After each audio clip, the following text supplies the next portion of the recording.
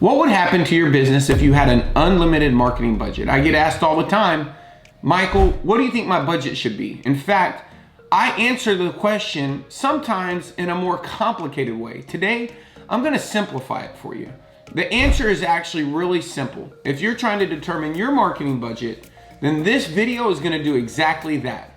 What's going on, everybody? I'm Michael Reese, a digital marketing expert, an agent, a real estate coach, and I teach realtors, team leaders, and brokers how to grow and scale their businesses through digital marketing, content creation, and social media. And if you want proven strategies that can help you get more leads, close more deals, or scale your team, then you're gonna love this video, so keep watching and make sure you hit that subscribe button and turn on notifications. I put out new content every week that will help you turn strangers into clients and build a business that works harder for you than you do for it. When I first got into real estate, I found a mentor, and that mentor had a mentor. What I realized very early on is some of the best agents in the world have mentors, and hopefully you have a mentor. Well, one of our mentors was a gentleman by the name of Jay Abraham. He's written a lot of great books, and I've worked with him privately over the years and got to know him and really respect the way that he thinks. And I remember laying in bed one night and I was listening to a CD, and the CD was talking about how to maximize what you're already doing. And one of the things that Jay Abraham touched on was your actual marketing budget. And he said, you should have an unlimited marketing budget. I'm gonna say that again. You should have an unlimited marketing budget. The only budget you should have is a testing budget. And here's what Jay Abraham meant. And this is one thing, if you can understand it, will change your entire business, because it'll change the way that you make decisions. And if you wanna grow your business, you have to make more decisions. And so in the spirit of being decisive, I was looking for a better way. And I understood the concept, unlimited marketing budget. Sounds like no way possible. And then I have, okay, the only budget you should have is a testing budget. And here's what a testing budget is. It's the amount of money that you can invest in your business to test if something works. If you run a test and you invest $1,000 and you make $9,000, then you know that you got a positive ROI. The name of the game is to go out and find all of the things that work, and you do that by finding things that simply don't work. And so your budget is to go out there and sift and sort and identify the things that actually work. So let me give you an example. When I got into real estate, I established a testing budget. And because of that, I made a very big decision for my business.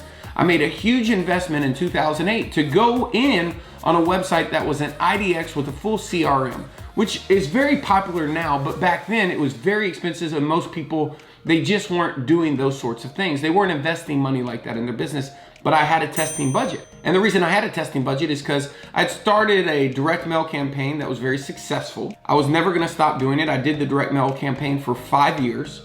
And so since that was running, we called that an oil well. It was producing value every single month. So my responsibility, my high leveraged activity, was I was either going on listing appointments, or I was learning and trying to figure out a way to go on more listing appointments. So I was either on an appointment or I wasn't. When I was not on an appointment, I was seeking out a better way to put myself in front of more listings. And a lot of the times I'd find things that worked, and obviously I'd find things that didn't work. But the concept was this: when I found something that worked, I would go back and put the systems that were required in order to stabilize, so it would be long-term system dependent, and the processes in order to have it run without me. And then I would go identify another opportunity for growing the business. An example would be when I created a 13 postcard mailer campaign, where I leveraged an ISA and an offline and online strategy for getting in front of all the expireds through what we called was the force multiplier method: by land, by sea, by air. We were in their mailbox, we called them, we did all of those things, we put all of the energy on the target, and as a result, it was very profitable. But there was a lot of systems. When listing appointments were set and they were canceled, there needed to be a system for canceling those, because my best year, I listed 368 homes. So I went on a lot of listing appointments. I didn't have the time to always go back and go to the appointments that didn't show up, or where something might have been lost in communication between the inside sales agent and myself. So I had to put all those systems in place. But as I did, I would then go look for the next thing. And the next thing a lot of the times was another marketing opportunity. So expired postcards, for sell by owner postcards, hiring an ISA. Hiring an ISA is an investing in labor dollar to get a return. So when I hired my ISA, when I bought this website, when I did these postcards, the reason why I was so decisive, the reason why I could make a decision is because I established early that my job was to get a testing budget. It was to invest that testing budget and to know the ROI, what I invested and what I got in return. And my job was to identify the most profitable things I could invest my money on. And so I looked at it as if I was trading nickels, dimes, and quarters for dollars. And if I went out there and I put a campaign in place, and every time that I put a dime into the business, I got $1 out, I would let that run over and over and over. Then I would find something else, and maybe it would be I'd put 2 dimes or a quarter into the business and get $1 out. My only job was to always try to beat my lowest performing campaign. This video is to help you think different. If you want to grow your business, it's not about who you are right now, it's about who you have to become. And if you don't have the marketing muscle, then just remember, it's the best marketer that always wins. They have the most customers. You can be the best agent in the world. That doesn't mean that translates into having a lot of customers. The best marketer does. Well, what are the principles that make a good marketer? Well, they do things that work.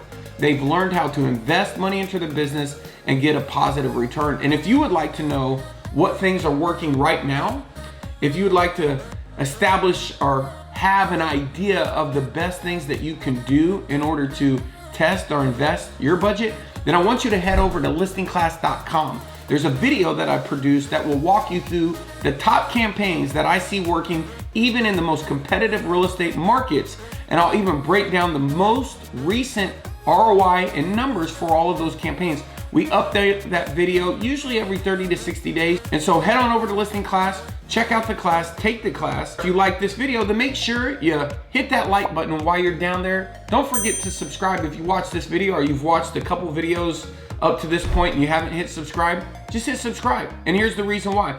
When you hit subscribe, then you're gonna be able to then turn on notifications and you'll be notified when we put out other great content. You don't wanna miss some of the content because one little idea could have an exponential impact on your business. So if you currently don't have a budget, if you're not currently thinking about a testing budget, if you don't have oil wells in your business that are profitably producing you clients each and every month, then your goal should be to go and establish those oil wells, those oil 1, 2, 3, 4. Go out there, find the things that aren't working, do the math, or you can just head on over to Listing Class and see what's working right now, and you can just model what we're doing. With that being said, thank you so much. Appreciate your time in watching this video. And like we always say, we'll see you at the top or from the top.